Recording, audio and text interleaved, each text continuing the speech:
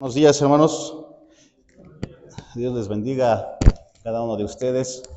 Y Luciano Pavarotti, el famoso cantante de ópera, tenor, decía que siempre que pasaba a cantar se ponía nervioso, y si él, era de los grandes, se ponía nervioso a pesar de la experiencia y de toda su trayectoria, imagínense un servidor. Bueno, también le agarra uno de los nervios, y aunque se prepare uno, pero la presencia de Dios y la presencia también de la iglesia, no es cualquier cosa compartir la palabra de nuestro Dios. Pero quisiera compartir con ustedes algunos pensamientos, y esperando y deseando que Dios les bendiga, Dios bendiga a nuestra iglesia. ¿Se imaginan ustedes al dueño de a una empresa regresando el sueldo a un empleado, pero que ese empleado le haya robado o le haya hecho alguna falta dentro de la empresa? Es un poco difícil de imaginar que un gerente o el mismo dueño de la empresa pueda hacer algo así. Tal vez un papá o una mamá pueda volver a recibir a su hijo en casa, a pesar de que el hijo haya sido grosero, o haya sido desobediente, haya cometido faltas hacia los propios padres o hacia la familia. Porque bueno, el amor de los padres es mucho más grande, pero hay papás que no lo admiten a pesar de eso. Hay papás que también son duros y dicen: no, ya cometiste esto y ahora ve ser tu vida allá afuera y aprende. Pero se imaginan a un rey. Esto es más difícil de imaginar, a un rey volviendo a recibir en su corte a una persona que le ha fallado una y otra vez. Si a veces por menos nos molestamos o nos enojamos con alguien, y se rompen lazos o se fracturan las relaciones, imagínense un rey que es que es poderoso en su imperio o en su reino, y que él puede casi hacer y deshacer. Es difícil concebir a un rey que pueda recibir a alguien que le ha fallado una y otra vez. Sin embargo, en Joel podemos encontrar a un Dios quien, a pesar de que su pueblo le ha fallado y le falla una y otra vez, le va a restituir todas las cosas que perdió por causa de esas fallas, por causa de ese pecado. Nadie está exento de situaciones difíciles. Si usted obedece a Dios, y seguramente le ha pasado, si usted obedece a Dios, seguramente le va a ir mal, porque está el enemigo que le va a molestar, va a orillar a que usted falle, porque ha hecho promesas hacia Dios. Si usted obedece a Dios, su propia carne va a estar en contra de usted. Y si usted obedece a Dios, ¿recuerda usted el ejemplo de Job? Él era justo y hacía sacrificios, y buscaba a Dios como ninguno otro en su tiempo, y es más, hacía sacrificios también por su familia, y sin embargo su fe fue puesta a prueba. Si desobedecemos a Dios, también nos va a ir mal como consecuencia de ese pecado. Podemos ver al pueblo de Dios y podemos ver nuestras propias vidas también. Sin embargo, quisiera pedirles que vayamos a Joel, por favor.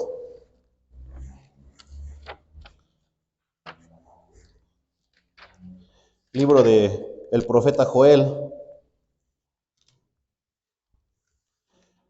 Joel capítulo 1, versículo 4. Joel capítulo 1, versículo 4. Voy a esperar un momento, es un poco más complicado estos libros que son proféticos, profetas menores, libros muy pequeñitos, y además casi no los leemos. El profeta Joel, capítulo 1, versículo 4.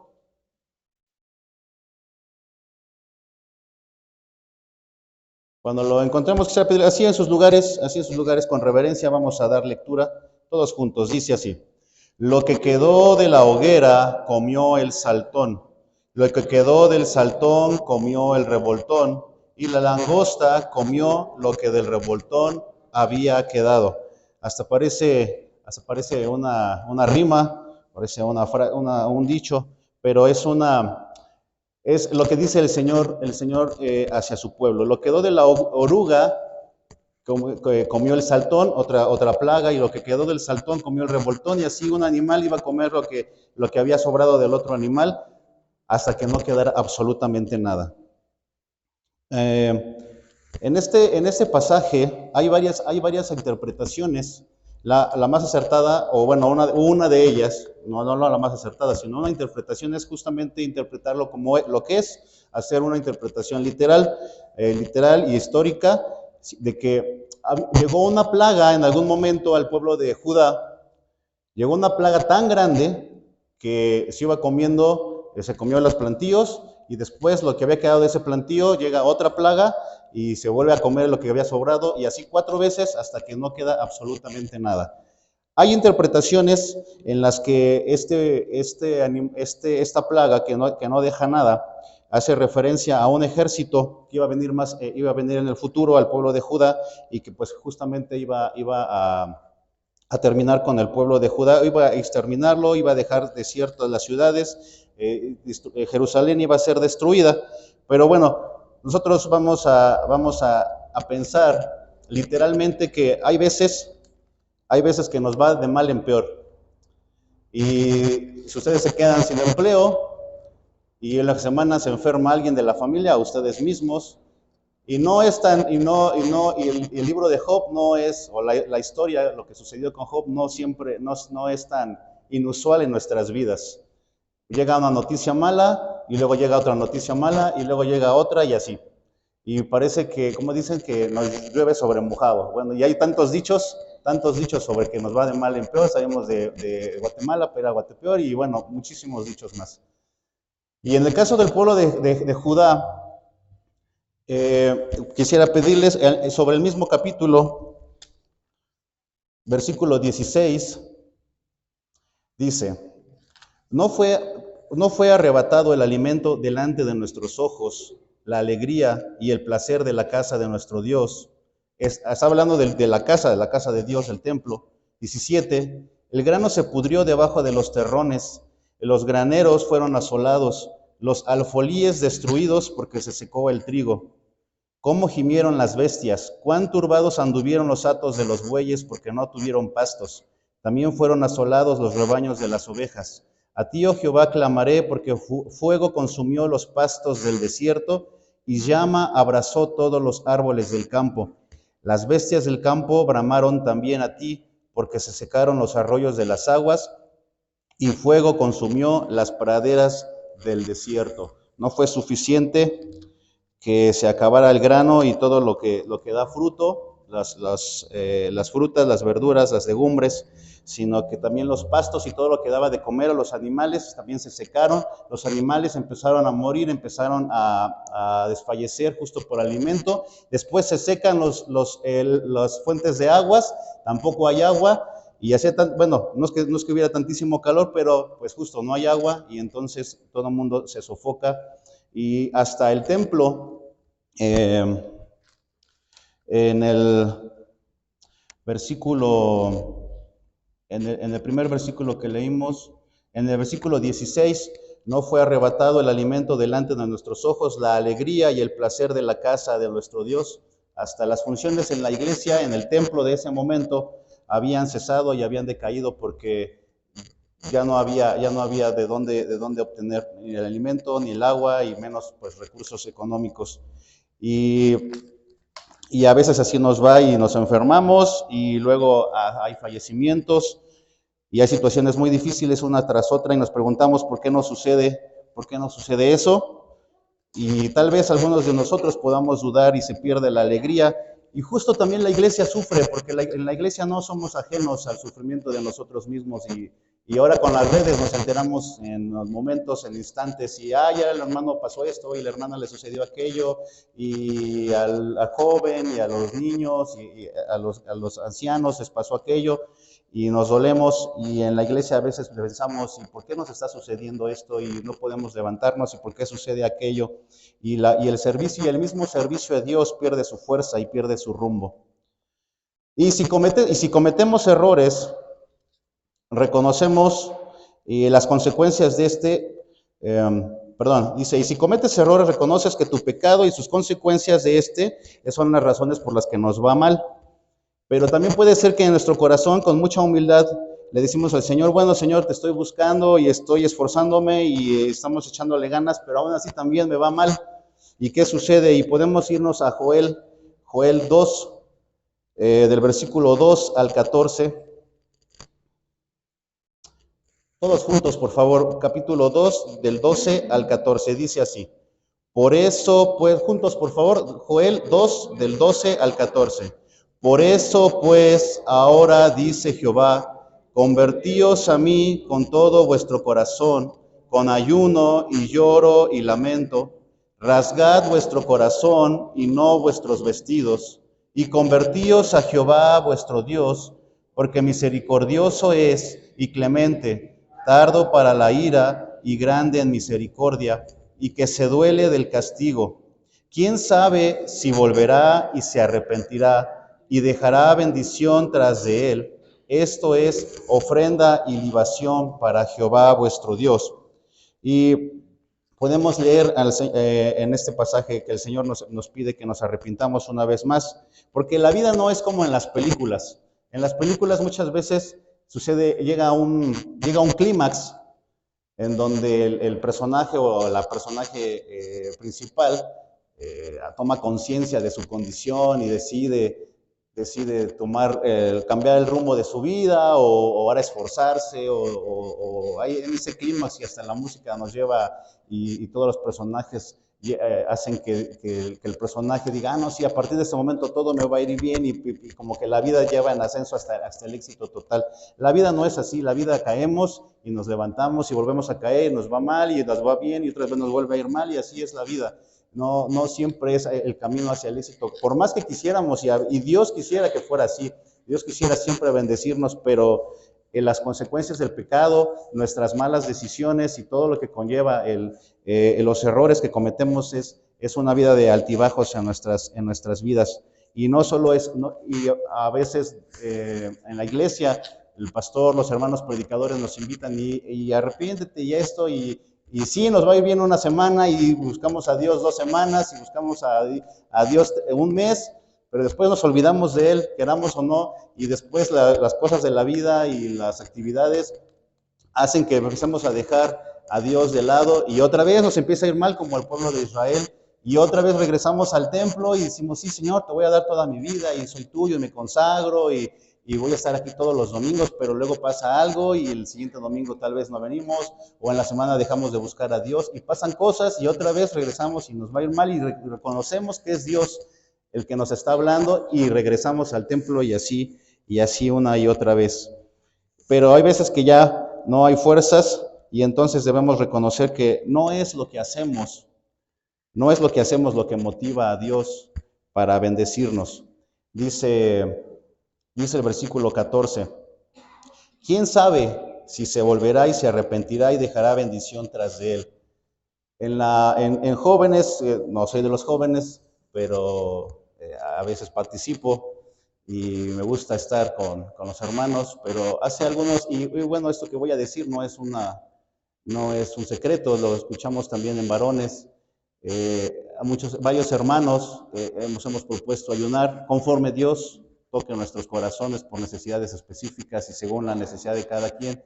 Y a pesar de que nuestra iglesia y a pesar de que nuestra doctrina no fomenta y no predicamos seguido acerca del ayuno, pero llegan momentos tan difíciles que recurrimos a todo lo que en la Biblia podemos encontrar. Pero no es el ayuno, ni es la oración en las madrugadas, ni es nuestras lágrimas, ni es nuestra necesidad solo la que mueve a Dios, porque no podemos obligar a Dios a hacer las cosas.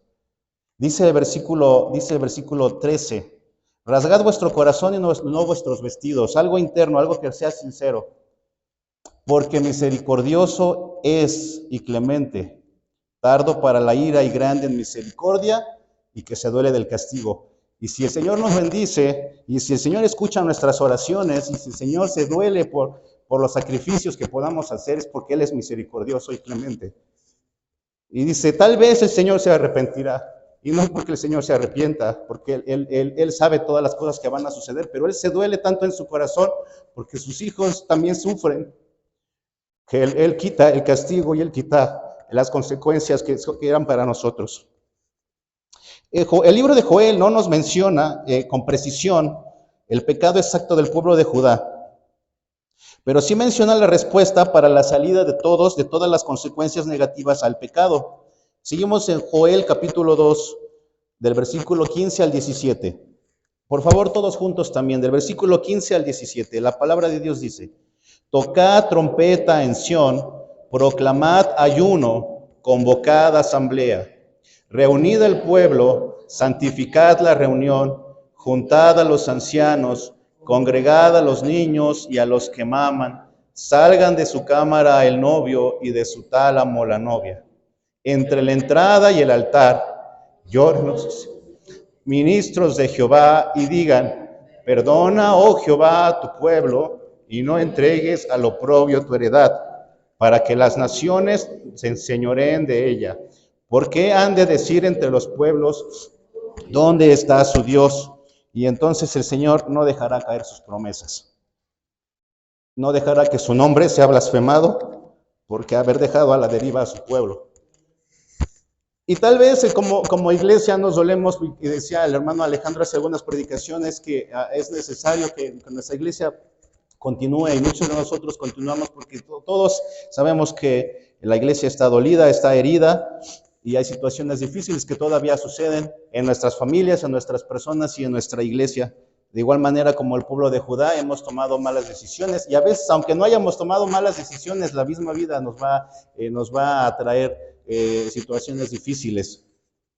Pero el Señor no va a dejar, dice versículo 17, el Señor no va a dejar que su heredad sufra oprobio. ¿Por qué han de decir entre los pueblos? ¿Por qué va a decir la gente inconversa? ¿Por qué va a decir los gentiles de allá afuera que el Dios de esta iglesia, el Dios todopoderoso, no toma acciones y no bendice a su pueblo? Y el Señor no va a dejar que su nombre sea blasfemado. Y a veces te levantas y seguramente entregas tu día al Señor, y tu trabajo, tu familia, tu salud, tu economía. A veces llegas al templo y ofreces tu servicio, Señor, tu diezmo, pero no sé si les pase a ustedes, pero no siempre ves bendición.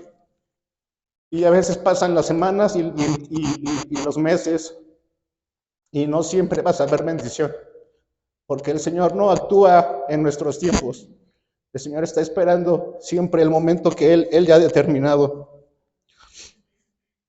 Pero hay desgaste en nuestros corazones, hay desgaste en nuestras mentes, hay desgaste en nuestros cuerpos, y le preguntas al Señor: ¿por qué está pasando eso? ¿Y por qué nuestra familia no se convierte? ¿Y por qué no se nos dan los préstamos o se solucionan los problemas económicos? ¿O por qué no salimos de una enfermedad? ¿O por qué en nuestro trabajo no hay más bendición? ¿O por qué en nuestra iglesia no hay también fruto? Sí, a pesar de lo que hacemos y no hay avance. Pero el Señor en el versículo 18 dice así. Todos juntos, por favor. Joel 2:18, la palabra de Dios dice: y Jehová, solícito por su tierra, perdonará a su pueblo. El Señor está esperando, ¿no? El Señor está aquí y el Señor no tarda. El Señor está presto, dice, esa palabra es muy importante. Y Jehová, solícito. El Señor no está lejos de nosotros, el Señor está presente, Él sabe lo que está ocurriendo en nuestros corazones, lo que hay en nuestras mentes, lo que estamos sintiendo y lo que está sucediendo dentro de nosotros. Y Él presto va a estar para escucharnos y perdonarnos. También Joel 2, 23 y 24 dice así: vosotros también, hijos de Sión, alegraos y gozaos en Jehová vuestro Dios, porque os ha dado la primera lluvia a su tiempo, y hará descender sobre vosotros lluvia temprana y tardía como al principio. Las eras se llenarán de trigo y los lagares rebosarán de vino y aceite. Es cierto que muchas veces lo que habíamos visto al principio, es cierto que muchas veces tomamos las consecuencias negativas como parte de nuestros errores y de nuestros pecados, pero muchas veces también, aunque trabajemos y nos esforcemos, los frutos y el resultado de nuestro trabajo no se va a dar siempre. Y cuando no se da, nos preguntamos muchas veces: bueno, Señor, estoy aquí, me estoy esforzando, estoy tratando de hacer las cosas bien, de la mejor manera, estoy tratando de hacer tu voluntad. Por qué no hay bendición? Pero dice 23 y 24 que el pueblo de Israel también, había algunos que seguramente habían pecado y otros que no habían pecado, y muchos estaban trabajando y estaban esforzándose a pesar de que no había lluvia, a pesar de que estaba la plaga, a pesar de que había circunstancias difíciles de la guerra. Muchos campesinos y muchos obreros seguían trabajando y seguían haciendo seguían sembrando, seguían haciendo sus labores en el campo y en las granjas. Porque dice el 24, las eras se llenarán de trigo y los lagares rebosarán de vino y aceite. Los lagares son los lugares en donde se aplastan las uvas para sacar el jugo de la uva, y las eras eran esos como bodegas al aire libre en donde se guardaban el trigo aquí menciona, y bueno, todos los granos. Pero no se llenan de buenas a primeras. Dios no pone el grano y da salido del cielo, sino que seguían esforzándose muchos judíos, muchos de Jerusalén, muchos de Judá, se seguían esforzando a pesar de que no había bendición. Y nosotros no podemos dejar de trabajar para el Señor, ni dejar de servirle, ni de dejar de ofrendar, ni dejar de hacer las cosas, ni dejar de hacer la escuela bíblica, ni dejar de dar las clases, ni dejar de asistir, ni de dejar de predicar, ni dejar de trabajar por el Señor, a pesar de que no haya fruto, porque el Señor va a bendecir. Y el versículo 25, y ese es el tema, y eso es lo que quiero compartir con ustedes el día de hoy. La restitución de Dios. Dios no está obligado a darnos nada. Pero el versículo 25 dice así: y os restituiré los años que comió la oruga, el saltón, el revoltón y la langosta, mi gran ejército que envié contra vosotros. ¿Acaso no es justo perder bendiciones por nuestra desobediencia y nuestro pecado? Es lo más justo que puede haber, y la Biblia lo dice. ¿Acaso tiene el Señor que pagarnos por lo poco o mucho que hagamos por Él? ¿Acaso tiene que recompensarnos por vivir la vida que Él ya nos mandó que viviéramos y que Él ha puesto en nuestros corazones para vivir? ¿Y acaso tiene que regresarnos aquellas cosas que ya de por sí todo es suyo? ¿Por qué nos va a dar economía, y por qué nos va a dar salud, y por qué nos va a dar fuerza si todo es suyo? Pero en este pasaje, en el versículo 25, dice el Señor: y os restituiré. El Señor nos va a regresar. Restitución significa devolver a un dueño original lo que le pertenece, y a veces aún más, porque esa es la restitución. No solamente te voy a dar lo que te robé, los 5 pesos que te robé, te doy 5 pesos y te voy a dar otros 5 por una disculpa, porque sí te robé y te fallé, y además los intereses, etcétera. Te fallé en esto, pero ahora te voy a compensar con un poco más. Y a lo mejor fui deshonesto, y a lo mejor engañé, y a lo mejor mentí, y a lo mejor hice trampa y muchas otras cosas más, pero ahora en restitución te voy a dar un poquito más por ese daño que te hice. Y el Señor no está obligado a hacerlo. El Señor no está obligado a darnos, pero el versículo 25, y es una promesa a la que nos podemos aferrar, dice: y os restituiré los años. Y el Señor nos va a dar todo lo que nos ha quitado. Y el versículo regresando al versículo 13 dice: rasgad vuestro corazón y no vuestros vestidos, y convertíos a Jehová vuestro Dios, porque misericordioso es y clemente. Esa es la única razón por la que nos va a dar las cosas, y lo que nosotros le pidamos, y si es su voluntad nos va a dar, y aún más, porque Él es misericordioso y clemente. Muchas veces, casi siempre que pecamos, nos va mal, y también hay vergüenza, y da pena reconocer ese pecado. Cuando lo reconocemos, y si lo hacemos en nuestro interior, nos apenamos y nos avergonzamos delante del Señor, porque Él es justo y Él es santo, y tenemos que reconocer que hemos fallado. Y que también, pero el Señor, y cuando nosotros le fallamos al Señor, o no le fallamos, pero nos va mal, no sé si a ustedes les pase, hay vergüenza en nuestros corazones. Si le fallamos, volviendo al tema porque me perdí un poquito, si le fallamos y el Señor nos descubre, hay pena, hay vergüenza en nuestros corazones porque Él nos ha cachado.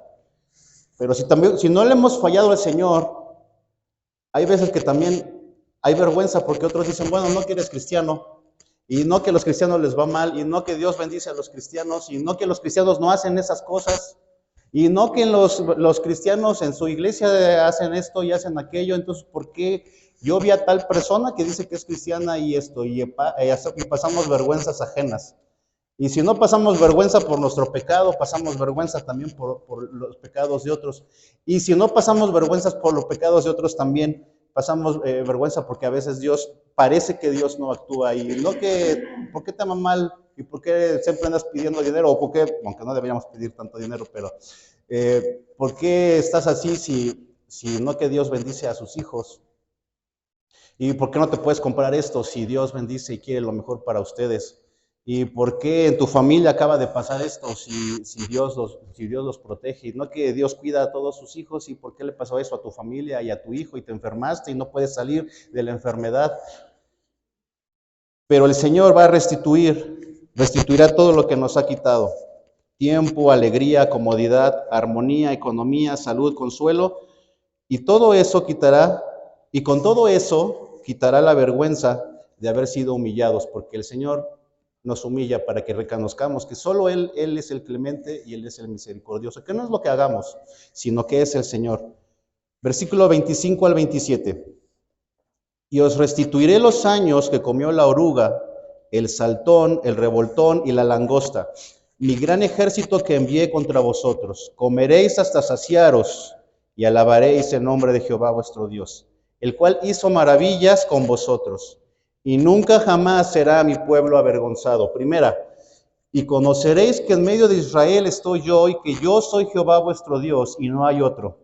Y mi pueblo nunca jamás será avergonzado. Porque podrán decir los demás, y bueno, ¿y dónde está tu Dios? Y todos los filisteos y los asirios y los babilonios y los egipcios y todos los que estaban alrededor del pueblo de Israel, seguramente decían en voz alta, ahí está el Dios que alaban estos. Y los tiene esclavizados, y los tiene sin comida, y los tiene sin agua, y si los tiene sin esto y sin lo otro. Pero llegará un momento en que Dios restituirá, y entonces la gente reconocerá también. Porque la restitución no es solo algo en nuestros corazones, sino es algo notorio. La bendición de Dios no solo es algo que nosotros sabemos que esa es la bendición de Dios, sino que es algo que se manifiesta. Y dice 2 veces, y mi pueblo nunca jamás será avergonzado. La restitución no es exclusiva de este pasaje. La palabra restitución o el concepto de restitución sucede también en el Nuevo Testamento cuando hay falla, cuando hay una infracción de un hermano contra otro hermano, de una persona contra otra persona, y dice el Señor Jesús, hay que restituirle, como Zaqueo. ¿Se acuerdan que Zaqueo cuando reconoce al Señor Jesús y dice, bueno, voy a devolver todo y más? Está restituyendo. Pero estamos hablando de la restitución de Dios, que no está obligado a hacerlo, pero el Señor lo hace porque Él es bueno con nosotros. En el Salmo 90, quisiera pedirles por favor, es nuestro último pasaje. En el Salmo 90, es Moisés, no es un salmo de David. Al menos lo que menciona uno de los subtítulos de las reseñas de este pasaje, dice oración de David, varón de Dios. En el Salmo 90, Moisés está explicando todo lo que sucede en la vida de un hombre, que ya hemos platicado acerca de eso, Salmo 90. Y a partir del versículo 11 empieza a manifestar Moisés muchas cosas que él había estado pasando. Versículo 11 al 15. Por favor, vamos a leerlo todos juntos, del 11 al 15. ¿Quién conoce el poder de tu ira y tu indignación según que debe ser temido? Enséñanos de tal modo a contar nuestros días que traigamos al corazón sabiduría. Vuélvete, oh Jehová, ¿hasta cuándo? Y aplácate para con tus siervos. De mañana sácianos de tu misericordia, y cantaremos y nos alegraremos todos nuestros días. Alégranos conforme a los días que nos afligiste y los años en que vimos el mal. Gracias, hermano, Dios les bendiga. Moisés le dice al Señor, nos has afligido y hemos visto el mal. Si tuvimos la culpa o no tuvimos la culpa, si fuimos obedientes o no desobedientes, dice Moisés, enséñanos a hacer las cosas bien, pero aplácate también porque ya no aguantamos más. Y el versículo 15, alégranos conforme a los días que nos afligiste, restitúyenos esa alegría, restitúyenos ese gozo conforme a los días que nos afligiste y los años en que vimos el mal. Versículo 16, aparezca en tus siervos tu obra y tu gloria sobre sus hijos. Sea la luz de Jehová nuestro Dios sobre nosotros y la obra de nuestras manos confirma sobre nosotros. Sí, la obra de nuestras manos confirma. Restituye, Señor, tu presencia en tu iglesia y restituye la convicción de que lo que hacemos para ti no es en vano. Porque Moisés estaba trabajando para el pueblo de Dios. Y a pesar de eso, no le estaba yendo muy bien, porque él lo dice. Y a veces, seguramente Moisés, que veía la presencia de Dios y veía su gloria y veía el cielo y veía el fuego y veía cosas tan increíbles, aún así Moisés dudaba de que Dios estuviera con él. Pero le pide al final, sea la luz, versículo 16, aparezca en tus siervos tu obra y tu gloria, tu presencia. Porque la gloria es la misma presencia de Dios. Que se aparezca tu gloria, tu presencia en nuestras vidas, en nuestra iglesia. Y que la obra de nuestras manos, que lo que estamos haciendo no sea en vano.